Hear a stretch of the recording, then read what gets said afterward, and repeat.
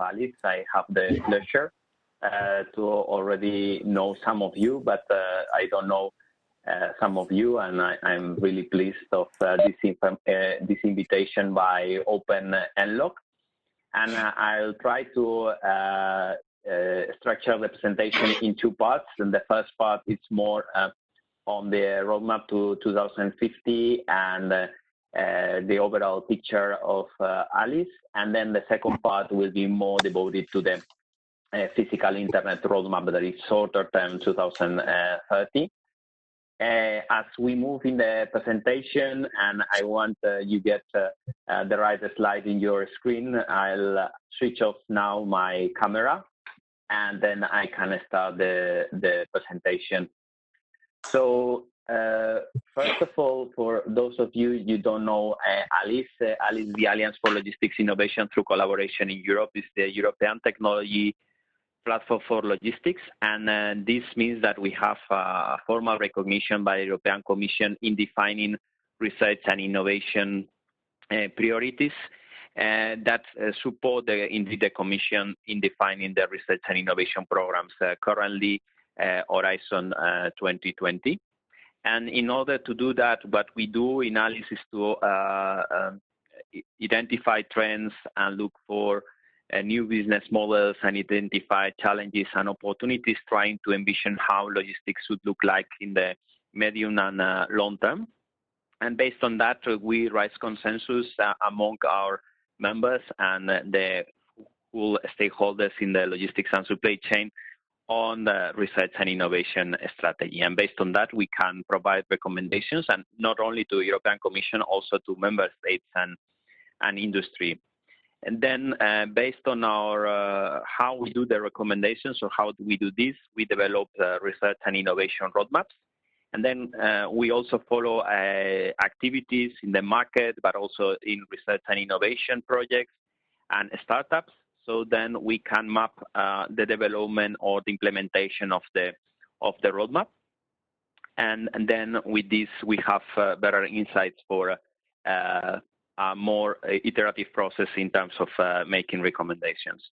And we are currently an organization of 140 members, and this provides also a very good and nice arena for exchanges and also to frame collaborative research among our members. In terms of the type of organizations that are participating in Alice, you have here in the slide our members. We have shippers, retailers, logistics service providers, postal operators, freight forwarders. We also have a strong component from ports and hubs and intermodal terminals and transport and infrastructure. We have OEMs in particular for road transport, and also handling the companies that develop in handling equipment.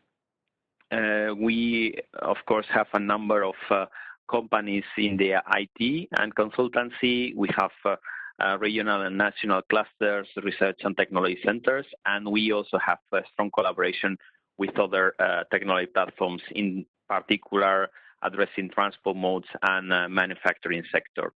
And as part of we have mirror groups in different countries in which we have the representatives of the ministries and funding organizations for research and innovation.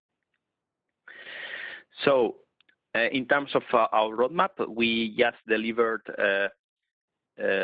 end of 2019 our roadmap for 2050 that it's moving us towards zero-emission logistics. So 1.5 years ago, at the end of 2018, we were discussing in Alice, and we somehow renewed our long-term strategy. And we did two things. First thing, at the beginning, we envisioned physical internet for 2050, but in the last 3-4 years, we have realized how much digitalization and the sharing economy has advanced, and that's why we were thinking physical internet could be a reality not in 2050 but in 2030. And then the other aspect we were realizing is that even if we were moving to higher levels of efficiency and resilience and effectiveness of the supply chain, so we could do more with less. We were not going to reach climate objectives. So that's why we define this long-term objective on moving towards zero-emission logistics. So including physical internet as part of the program, but not only. So then, in the roadmap that it's available in the link in the previous slide, you can we identified based on previous works 5 different intervention areas. First one is on freight demand growth is managed, and the second one on transport modes are smartly used and combined. Fleets and assets are shared and used to the max, and then these 3 are more indeed linked to the concept of the physical internet, and then the 4th and 5th one are more related to the type of vehicles and assets we use and the energy we use to provide freight transport and logistics services. Here, in what we say is that normally the focus is in the last 2, in the efficiency of the vehicles and in the energy, and not so much in the first that are part of the physical internet. And indeed, while we see the first 3 could increase efficiency and you could eventually manage reducing cost, the others, as technologies are evolving, make really create a cost. Indeed, if you now want to move to cleaner assets, these assets or these vehicles are much more expensive, and only in a few cases there is a positive return on investment compared to traditional or conventional vehicles. So this is our roadmap for 2050, but what is true is that we also realize we need to move very fast to meet climate targets. Why? Because if you see here in the slide, in the right side, we have this graph. And then this graph, what is representing is how we need to reduce carbon emissions to meet the objectives to be within 1.5 or 2 degrees as decided in COP21. And here we see that if we would have managed to peak the emissions in 2016, then the curve would be a little bit more flat and we will have more time for the transition. While the later we start to reduce our emissions, the more sharp will need to be the reduction. So then this is telling us that what we do in the next 10 years is really important. The other thing is, as I was saying before, is that moving to greener assets and energy is not enough. It's on one hand, we don't have these vehicles and these assets in any transport mode, but in particular in road or maritime available, and then to get to these assets will take us a lot of time, and also we need to think in the fleet renewal. So this means that this impact will be too slow and also unaffordable, because for the moment these assets are much more expensive. So then if we are thinking in the future doing same kind of things as we are doing now with the assets, this will be very costly. So then we are also striving for more short-term opportunities and how we can really use idle capacity of assets and infrastructure in all modes of transport. So how we can reduce empty trips in all modes, how we can increase load factors, how we can move from few items delivered per stop to a very wide number of deliveries per stop, how we can balance overloaded versus unused infrastructure, for example, during day and night, how we can get rid of congestion, how we can reduce the number of reduce. So then there are a number of opportunities that we can work on. So then we, at the very beginning of Alice, we were thinking how we could leverage all these benefits, and we were doing roadmaps in different areas.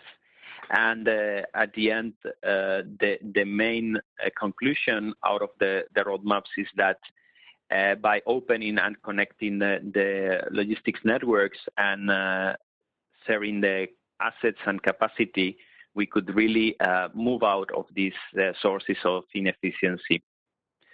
So then just making very simple calculation compared to how we use the transport networks and vehicles currently, and how we could, what we could get if we could reach an increased efficiency reaching 85%, then we could move from the current base scenario on emissions to reach half of the to overcome half of the problem, as seen in the graph. Still, we need a little bit more effort, but at the end, this could be a strong contribution. So then this is why for the medium term till 2030, we are really focusing on this. But of course, we are also looking into how we can really achieve the target on climate and looking into the other two areas.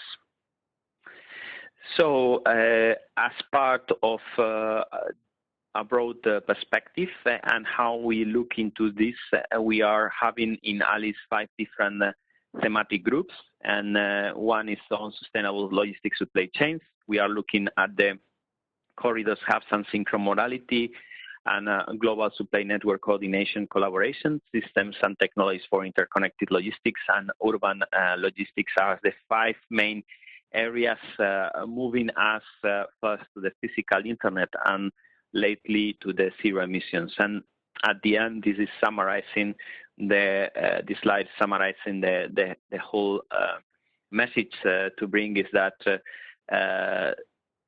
indeed moving towards physical internet will help us to reach the zero emissions target.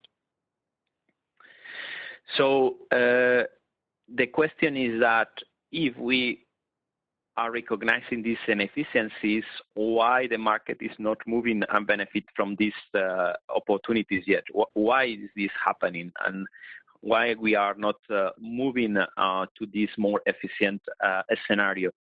And here, what we see is that to move to transition to a new scenario, there are two variables. The first is the cost of inefficiency, and then the other one is the cost of transition. And as the cost of transition is higher of the cost of inefficiency, then we will not move. The question is if this will be like this forever, and how this will evolve in the future. And we really think in ALICE that this is changing. And why it's changing? The first thing is that because there is an increased social and political pressure with COVID-19. I think Greta is more at home, but she was doing a very active engagement, and you can claim if she was doing or who was doing behind her, of if she was a puppet. But what is true is that her message is going very deep, and now even my children is asking me, what are you doing to save the planet? And they are asking me, not every day, but oftenly they are asking me, what are you doing to save the planet? What are you doing for our future? And then it's not only, may impact the social aspect, but then it's not only, and this indeed is supporting a new political lines, like the one from the new mandate of the European Commission. Indeed, and this in only 6 months, you can feel, being in Brussels, how much important this movement is. The new Green Deal was launched end of last year. A number of initiatives are starting to be launched.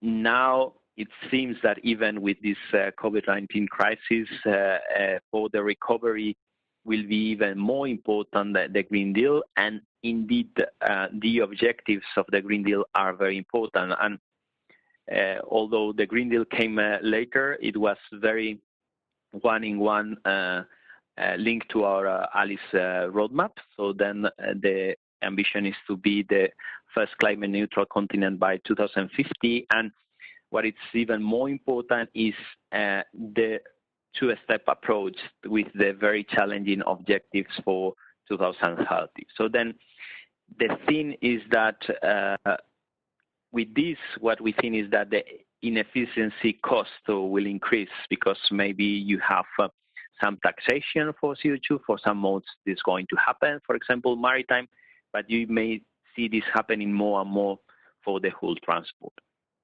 And then the transition costs seem to be reduced, and this is everything dealing with digitalization and technology that should be a way to reduce this transition cost, to move to more connected and shared services, and to increase efficiency in freight transport and logistics.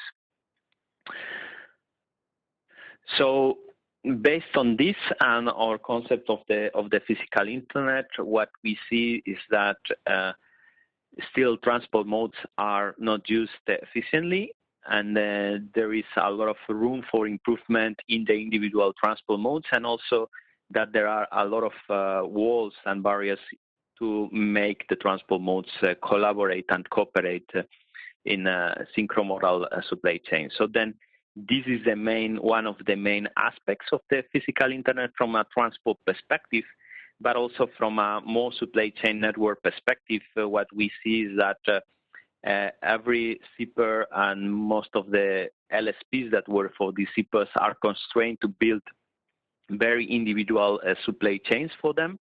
And then what we think is happening, and indeed with COVID-19, this is already happening, we see the supply networks being more and more shared with more accessibility to share resources and assets. So then our dream is really that these independent networks can really collaborate and then having services and assets more shared. So, and then to finalize this section, I'll put a video.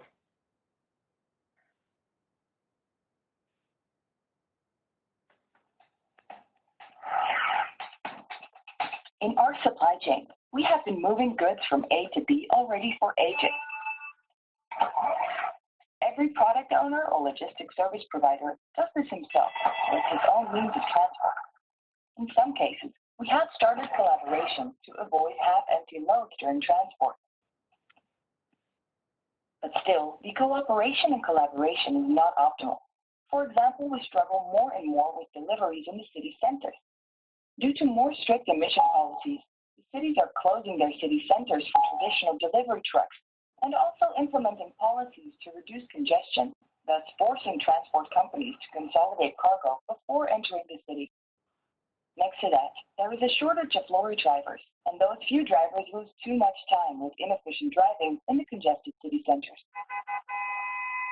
For example, John, the owner of our wine shop, gets several deliveries per day from different transport companies. The same applies to the neighboring shops in the street. In the morning, the streets are jammed with different vans and trucks. Delivery is getting more and more costly due to the inefficiency and congestion. We must make our urban distribution more efficient and environmentally friendly. Different market initiatives are directed at bundling flows of goods and sharing assets in the city delivery. So, the new solution is that John, the wine merchant, and his neighbors in the shopping streets of the city do receive their deliveries daily through this environmentally friendly and efficient solution. The deliveries for the different streets are assembled in a local hub or distribution center and collaboratively delivered with standardized routings and, for example, electric vans. Packaging material and returns for e-commerce are delivered back to the hub. The goods come from a local or regional hub just outside the city that is well connected by road, rail, and if possible, waterway. Most of the different logistics flows for the city are assembled and bundled here. The hub is open 24/7, and goods are delivered in standardized loading units in order to be able to combine the units for their delivery. The hub is highly automated. Freight data is securely shared and standardized with the different stakeholders through open communication platforms while the commercial data remains in the hands of the shippers. The hub has the possibility to customize the product at the last moment. The hub is a shared warehouse and operated by a service provider as the linking point between the different networks of logistics service providers who use this hub to handle the last mile delivery efficiently and collectively. There can be different shared hubs in a region, each specialized in a category of goods and routings. This will be the way to reduce city traffic and therefore freight emissions to nearly zero, and to keep the supply chain efficient and agile. Service levels and replenishment will be much better in quality. What works on a local level can be also an example for the regional, national, or even European and global level. The same principles which apply to the city delivery can also be applied here, bundling flows of goods and sharing assets. Physical internet uses the logistics infrastructure as we know it today, only in a much more optimized and shared way. Collaboration, sharing assets, information, and good governance are key to achieve this far-reaching optimization and efficiency. Over the last years, a lot of initiatives have been implemented, and the idea of a physical internet has become more and more visible. To reach physical internet in practice, the European Alliance for Logistics Innovation, or ALICE, is developing the roadmap for PI with the support of industry and research. Questions we have to answer are: what is the system design or system functionality? How does it develop towards a natural evolution? What is the access and adoption? How do we settle the governance of the PI system? What kind of network services will be developed? And what is the role of the node? And how do they evolve? It will still take several years before we reach a really working European physical internet, but we are on the right path to reach this level of efficiency and sustainability in logistics.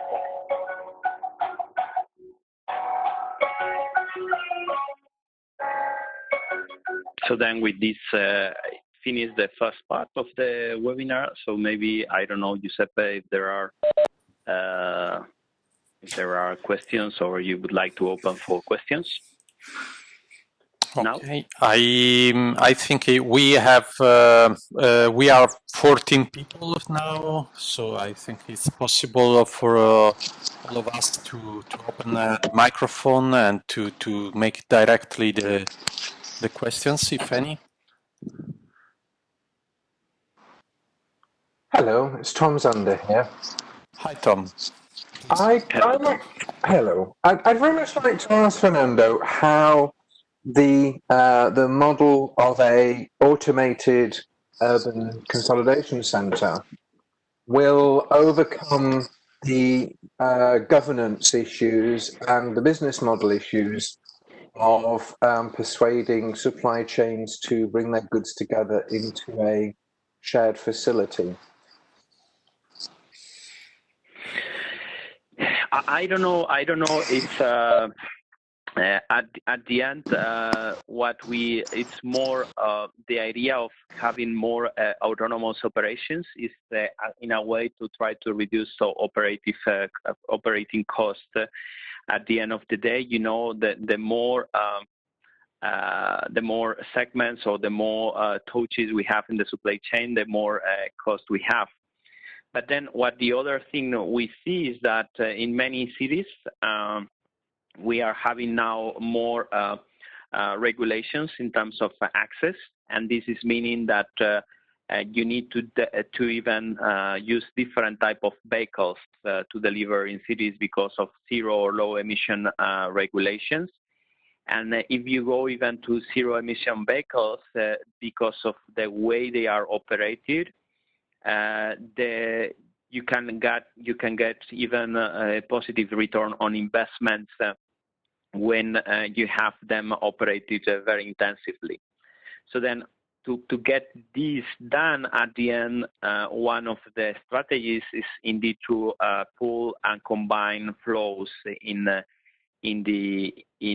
from different networks. And for example, indeed, we learned last month that there is one case already running in London in which all the butchers of a neighborhood are now collaborating and are being delivered through one electric van. So then getting this kind of pooling strategies. And the whole idea is how you can really build the capability to make this combination yes, this combination of floats in a smarter and cheaper way. But I don't know if this answer to your question straightforward. It's not, but I hope I gave you some insights into it. Thank you very much, Fernando. Much appreciated. Okay. Other questions from the audience? I have a question for you, Fernando. Considering the presentation you had up to this slide, I think probably also the second part of the presentation will explain better also the concept. But today the companies, and especially the logistics companies, are focused on the present and not on the future. So especially for the small and medium companies, this is a problem because they don't see any return on investments in making the transport greener. So do you think that the emission credit, which is mentioned in the Green Deal, can be extended also to the road and the rail transport, in particular for the freight sector? And if you see if there are other points which can promote this approach also to this kind of companies. Yeah, I'm not. This it's a policy, and policy is complex. What is true is that if people are very concerned of COVID-19, and when I talk to sustainable directors of very big companies, what they are telling me is that, look, we are very afraid because of COVID-19, and this will happen. We don't know when a new COVID 23, 25, or 30 will come. What we know is climate change is coming, and we need to act very fast. So I see now a lot of also back and support from main industry stakeholders. This means that I will see much less opposition from many big players to make this or to combat this climate opportunity. So then, even if you can imagine this kind of regulations are not possible, I think maybe not this one, but other kind of regulations or programs will really incentivize those companies that are moving to green operations. And then the other aspect is in terms of SMEs is how this will evolve. It's very difficult to say, but we also see evolution of connected and cooperative autonomous mobility in terms of road transport. And of course, this will take a lot of time to reach, but then for some operations, you will not need any more trucks or the truck drivers, or truck drivers will have other activities in this or other different roles. So then there is difficult to say. And then another aspect is that, for example, we are in contact with some companies that are trying to build capabilities of physical internet. And for example, what they are doing is in their portfolio, they are really looking how they can really integrate one-man van or one-man truck companies into the full picture. So to make them this very accessible to them. Thank you very much, Fernando. Is there any other question on this first part of presentation? Otherwise, we can go forward. Okay, please, Fernando. Okay, so then the second part is more looking into the roadmap and which are the next steps and how we are framing it. And to do this, as you see in the picture, we changed the green by different colors. This means the different colors means different owners. So then at the end, what we are, and if you see the SIP part, this is already happening today. In a SIP, you see this, but this is not happening in the rest of transport modes, in particular in road and in rail. So this is quite interesting aspect. How we are addressing as the end of the video, it's finished in 5 different areas. So then what we are defining is the 5 different areas of action to really create a physical internet. First one is working on logistics nodes. Logistics nodes can be ports, airports, but could be a warehouse connected to the physical internet. Then how we operate better logistics networks. We see still currently some companies, even logistics companies, that are very siloed. So then they are not operating as a or providing truly integrated logistics services because they are siloed within the company. Then the third level is how you connect different logistics networks and build a system of logistics networks. Then the fourth one is on more how companies can access and adopt these concepts. And the fifth very important one is on governance. So the roadmap we are developing, the roadmap is not finished, and we plan to finish by September. And you will be invited to a session in September presenting the final version of the roadmap. But I can provide you some insights on how we are advancing on it. So then, on top of these 5 areas, what we are defining are different time frames. And what we expect is that by 2030, we have industry well-developed pilot implementations in the market and running in an operating way, and to achieve more broad deployment by 2040. And then for each of the different areas, what we are thinking on main milestones or main developments in the different moments. And it's true that these milestones, we put them in a time frame, but it does not mean that some of the milestones could be advanced or delayed. So it's not that we need the first one to reach the second one. Indeed, we see some companies are trying really already to address the third element or milestone already. So, and here it's the complete roadmap, and I'll not go into it now. I'll go through it afterwards. And but here you can have the full picture.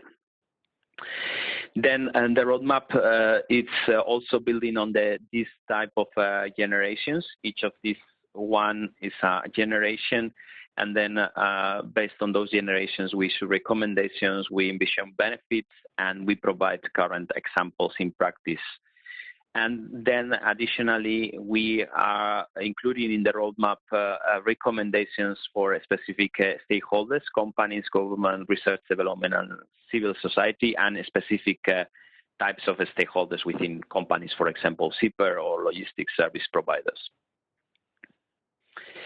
So we are moving to the roadmap on these 5 areas, and I'll start with logistics nodes. What we expect from logistics nodes is that they evolve to be further standardized.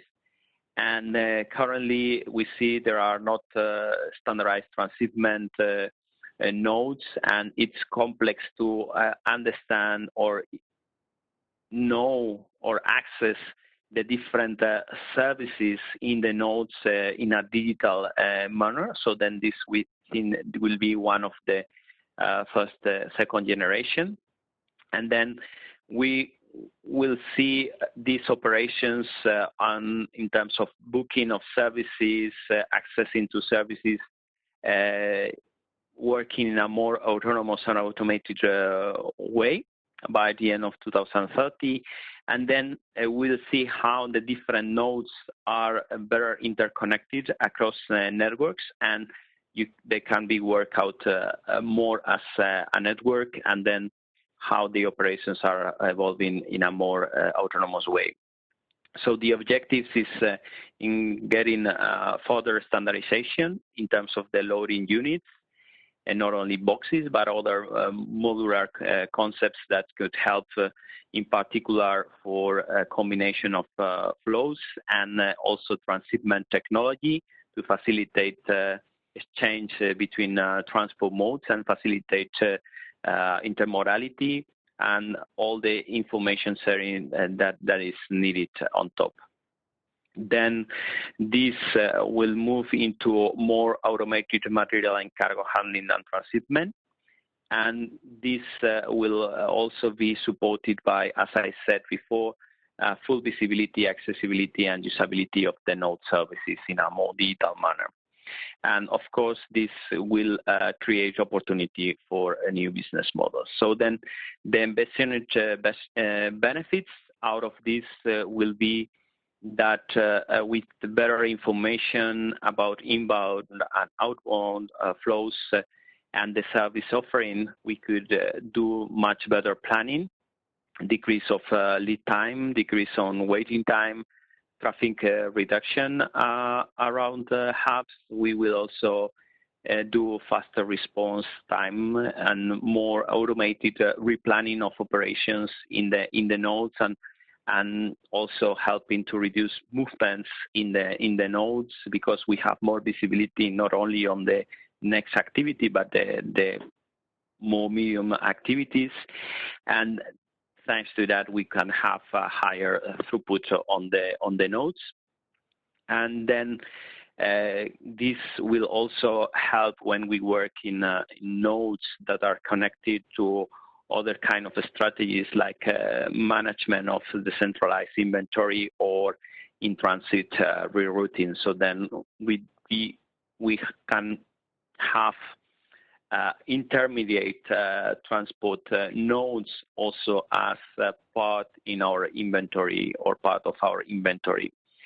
Then the idea is that with moving to more autonomous operations, we can increase efficiency and productivity.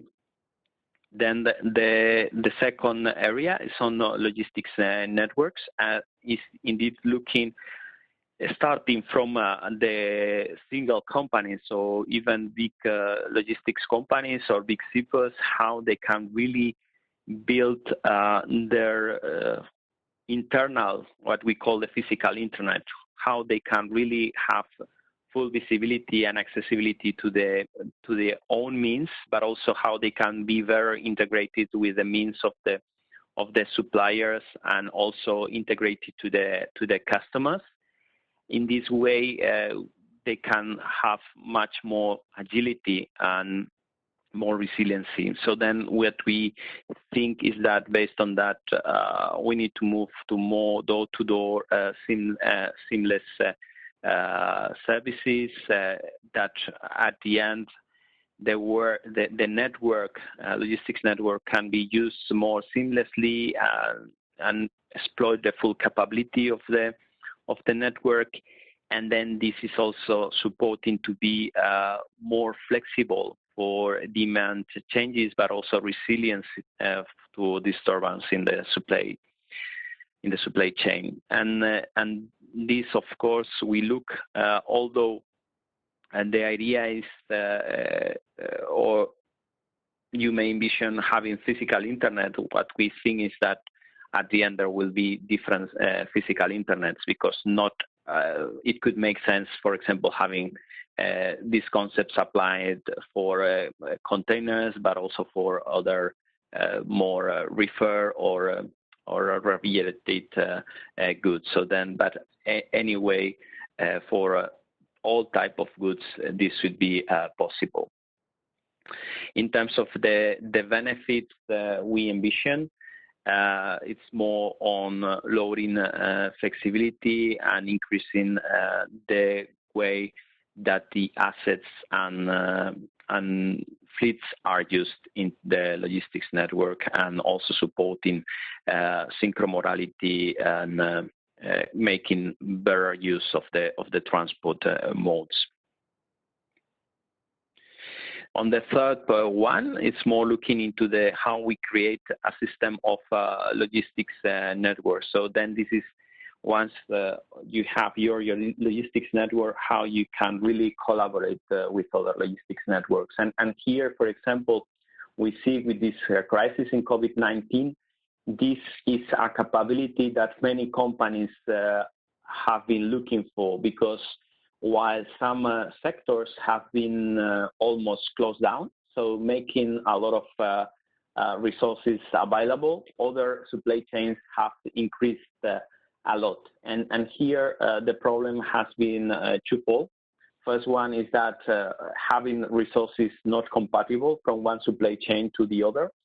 And then the second one that is envisioned in this thinking of the physical internet is how you can really access to those resources, how the growing demand supply chains can really find those resources and capabilities in other supply chains. And this has been quite tough. And I know many companies have really started to create more collaboration frameworks, even with competitors, to really meet the demand of the customers. And here is in this system of logistics networks, is how you can really make connection between the different logistics networks. So in the picture below, the different colors means different logistics networks, maybe with different owners. So at the end, this should help to create more visibility and capability for the whole supply chain or supply networks, and creating more network-to-network connectivity. So then creating more efficiency in how we use the networks and the assets. We think this would be more starting from different vertical networks, moving to more horizontal networks, to final network of networks.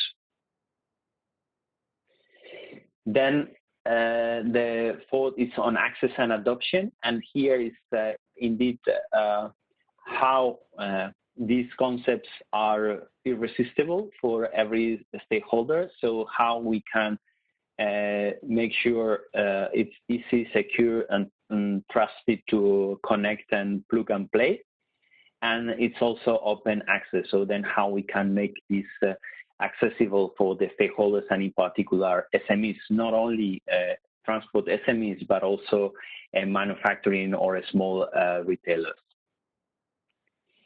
And then here, in terms of the concrete benefits, is indeed, for example, for small SMEs, how they can really access to the capabilities and possibilities of bigger supply chains. So then how they can really access to those capabilities, even if their demand or their need is smaller, but not so then we can create benefit for the smaller players and benefiting for the bigger players' capabilities. And then the last one is on governance. This is quite interesting. What we see here and what we'll share with you is that we see different governance models to build the physical internet. The first one is that you can imagine, we see a lot of e-retailers that are growing very fast in different areas worldwide, and they are indeed becoming platforms for many different services to connect manufacturing companies, with retailers, with wholesalers to the end consumer. And this could be a future of the physical internet. So then there are a few industry leading organizations that really create and run physical internet. Then the second one is that we see also a lot of push from governments in order to move to more efficient freight transport and logistics chains. And in particular, if climate change start to be more and more core in the political agenda, they may want to have a say into this. And for example, based on some efforts, maybe you are aware of the Digital Transport and Logistics Forum, we see different countries that are trying to build capabilities for information sharing and services sharing on top of government to business relations, so they enable also business to business. And then the third one, that is the one that we are more able to work on within Alice, is bottom-up from stakeholders. So how we can really build on the stakeholders to build these capabilities, connecting the different networks and services. So then at the end, what we expect out of this governance is at the end that we can, these networks of networks and these systems can really grow in an organic way to really achieve the expected efficiency of the logistics of the future. And that's all on my side. I think the presentation was very dense, and I didn't explain everything, but you have all the information in the slides. I only wanted to give you some insights into the concept and the different areas of work. Thank you, Fernando. I agree with you. It's a lot of contents, but a lot of work and effort for making this job. And I strongly suggest all the participants to go through the roadmap published on the website of Alice, because of course there are some written information, and probably there are some deep information on the work. Is there any question from the audience?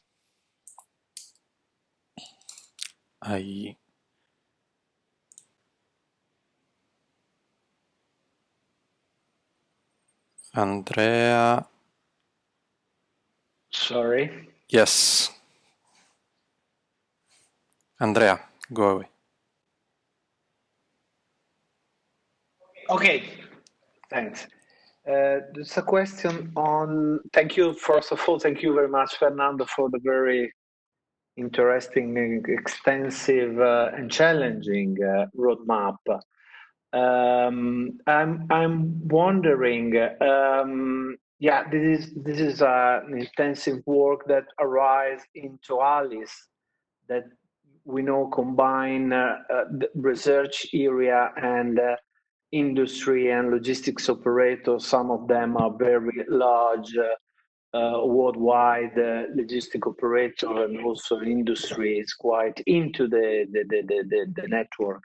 I'm wondering on respect of that, of the position of the logistic provider and industry.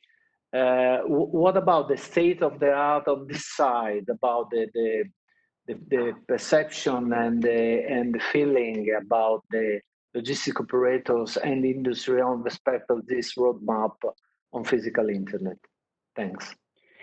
Yeah, I think, thank you for the question. It's very good one. Here we see two different levels.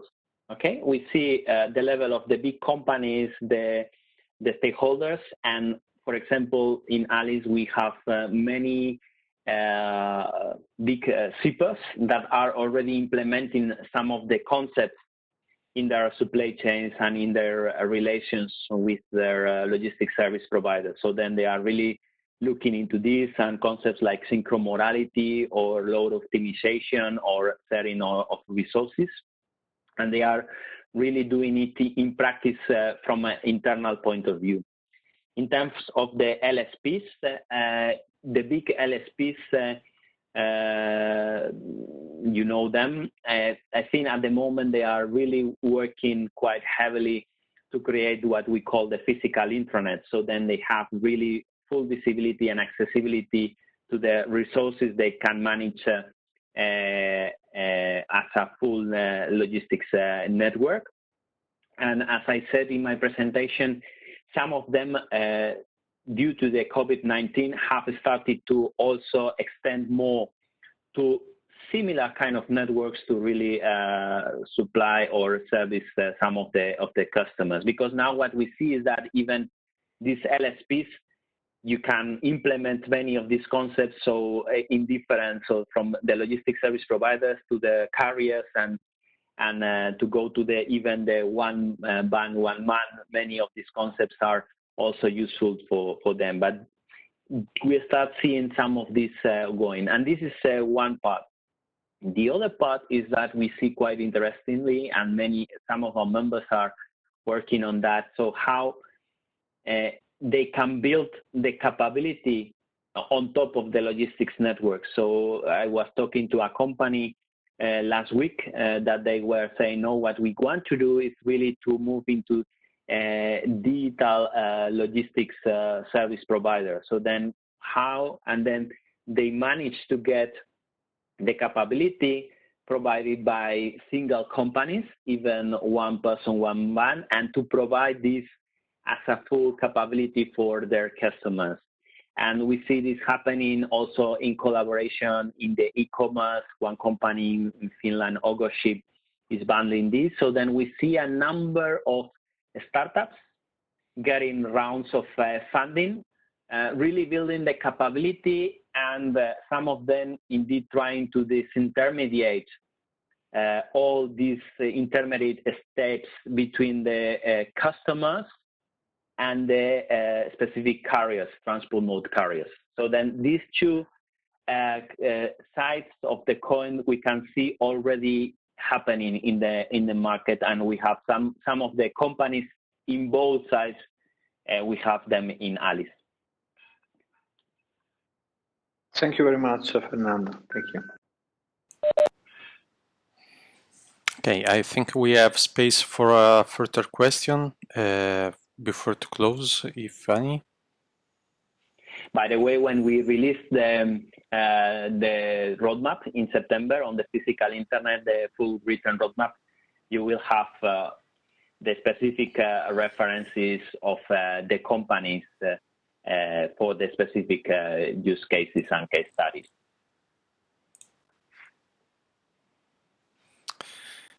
Yeah, I think we may. There are no questions from the audience.